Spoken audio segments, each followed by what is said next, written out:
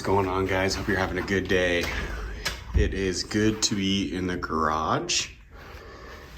We've got some successes. I can fit 2 cars in here, and we've got some losses. It's been a long time. I feel like in the last video I said, oh yeah, I'm gonna start working on projects some more. Well, I really tried, but here's the deal. There's a bunch of stuff wrong. I'm missing bolts, missing nuts. So I just want to go over some of the things that are wrong with the Jeep as it stands. I even made lists of everything that's wrong with the Jeep. And I kind of have an existential problem here because I'm figuring out that the way I decided to go about this project and tear it down to the bare chassis and rebuild it from there was wrong, and you should definitely not do it that way. I'm actually facing a chain of problems. So my goal was essentially, I just want to get these tires to turn on their own. In order to do that, I tried to start putting the linkage in, but of course, there's no nuts for the old linkage. Stepping back in that system, I wanted to get the power steering pump plumbed up, but of course the kit that I got, it was supposed to go here, but then the hood wouldn't shut, and on top of that the fitting for the reservoir is the wrong AN. So I'm waiting for that from PSC, which also means I can't run the engine, because if I ran it, it would try to steer or turn the power steering pump, which would basically just puke power steering fluid everywhere, and it'd be a big whole mess. On top of that, Mishimoto's well-designed overflow nipple, basically the smallest bit of torque completely tore off the threads, and I ended up having to rethread it, get a new fitting, so on and so forth.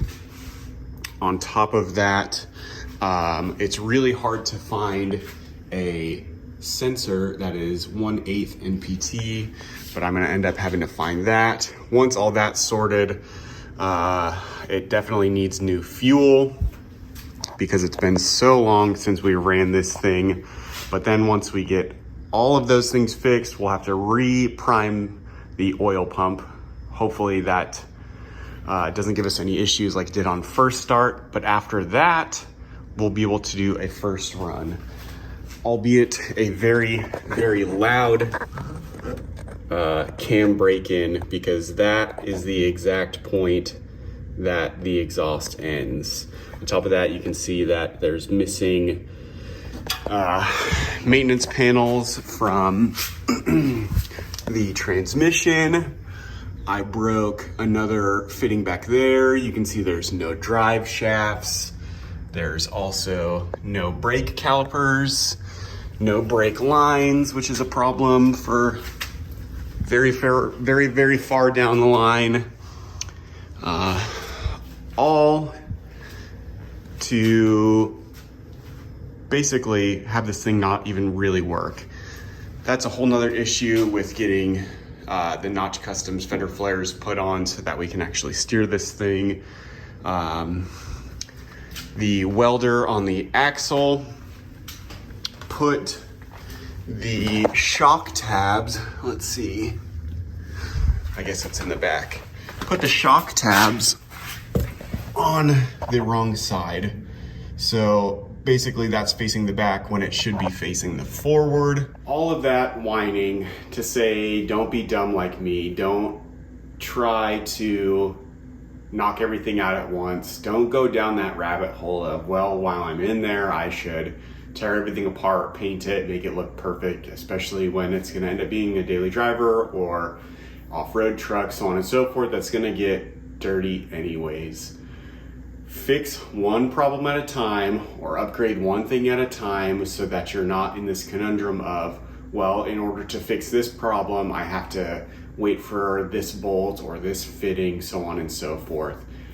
One fairly large regret I have with the way I did this project was not doing it one thing at a time. I knew that there was something wrong with my engine but it had fine compression, it had good oil pressure.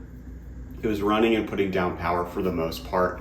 It was definitely burning oil, but that could have been a problem that I could have dealt with later. I should have fixed my death wobble problem first.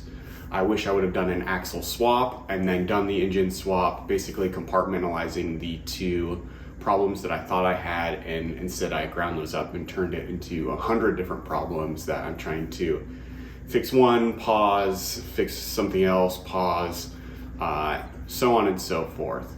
Basically now, even once I get this engine running, I'm gonna have to have a whole slew of other things to fix and put back on the Jeep before I can even do a drive.